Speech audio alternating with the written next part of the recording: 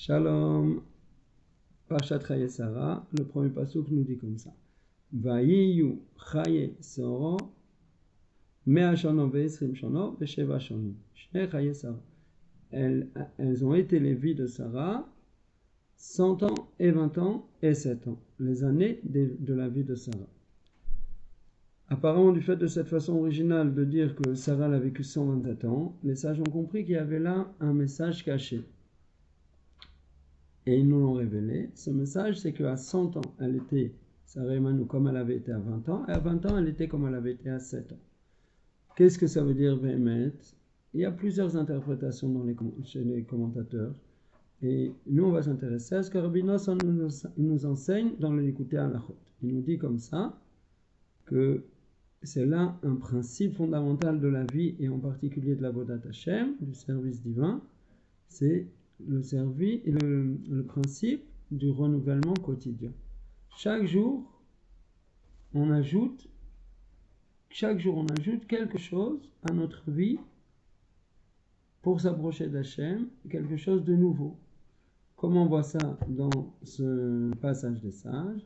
C'est que on peut expliquer comme ça. À 7 ans, on a déjà quelques outils pour capter le monde, on a une certaine compréhension de ce qu'on voit, de ce qu'on perçoit, de ce qu'on ressent, mais c'est très faible.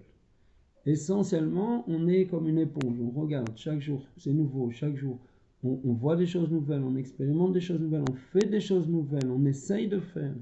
Chaque jour, on a essayé plusieurs nouvelles choses, des directions différentes, chaque jour, c'est nouveau. Il y a la part de nouveauté dans la journée d'un enfant de 7 ans, elle est extrêmement grande. À 20 ans, c'est déjà une autre histoire.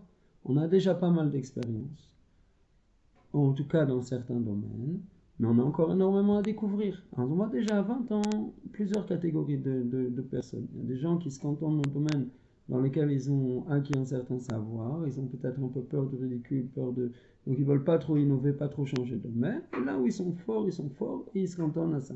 Ça, c'est ce qu'on appelle être déjà vieux à 20 ans. Mais quelqu'un qui est un peu plus équilibré, il a une part de découverte au moins aussi grande que celle sur laquelle il se base sur son expérience. Parce qu'à 20 ans, on a encore énormément à découvrir. À 100 ans, là, on a une expérience beaucoup plus grande que notre capacité à faire. Et c'est beaucoup plus dur de faire des nouvelles choses et de se renouveler dans notre quotidien que de se cantonner à ce qu'on connaît et d'utiliser notre expérience. Maintenant, Sarah Emmanuel a réussi cet exploit de vivre, et de là, nous, on apprend comment on doit vivre. Toujours, il faut apprendre des tzadikim. C'est que à 100 ans, elle était comme à 20 ans. À 100 ans, a priori, elle ne peut pas faire. À 20 ans, elle a beaucoup plus de force et beaucoup plus d'énergie pour faire des nouvelles choses. Mais les nouvelles choses, ce n'est pas toujours de faire des nouvelles actions, de faire quelque chose que je n'ai pas fait hier. Ça peut être de faire de me renouveler dans ce que je fais déjà. Et même si du fait d'un moindre force physique, je fais même moins de choses que ce que je faisais il y a quelques années, mais je les fais nouvellement chaque jour. À 100 ans, elle se renouvelait comme elle se renouvelait à 20 ans. Et à 20 ans, elle vivait entièrement comme dans un monde neuf chaque jour, comme à 7 ans. Elle considérait son expérience comme étant vraiment éphémère, et le monde à découvrir, les opportunités et les options nouvelles qu'il y a de s'approcher d'Hachem comme étant infinies par rapport à son expérience, qui n'est presque rien. Donc ça ressort que chaque jour de sa vie, elle a su ajouter quelque chose de nouveau, complètement nouveau, comme un petit enfant qui ouvre les yeux sur le monde et qui se dit « Oh, il y a devant moi une infinité de possibilités et je vais en saisir au moins une ou deux aujourd'hui pour m'approcher d'Hachem. » Donc pour nous, c'est la même chose. Quel que soit notre niveau, si on n'a jamais rien fait pour s'approcher d'Hachem, on commence aujourd'hui. Aujourd'hui, je commence. Je dis mot dernier quand j'ouvre les yeux. Ah, je sais déjà dire mot dernier quand j'ouvre les yeux. Maintenant, je vais me laver les mains après avoir dit mot dernier. Etc. Chaque jour, je fais encore un pas ou deux vers Hachem, des choses entièrement nouvelles.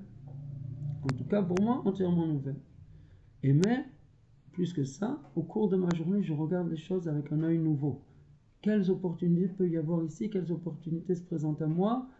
Cet objet, cette situation, quelle est l'opportunité ici de s'approcher d'Hachem? Même si aujourd'hui, j'ai déjà plus les forces de la saisir, mais j'y prête attention parce qu'un de ces jours, je vais arriver à utiliser ces choses-là pour pouvoir continuer à avancer et à progresser à un rythme quotidien.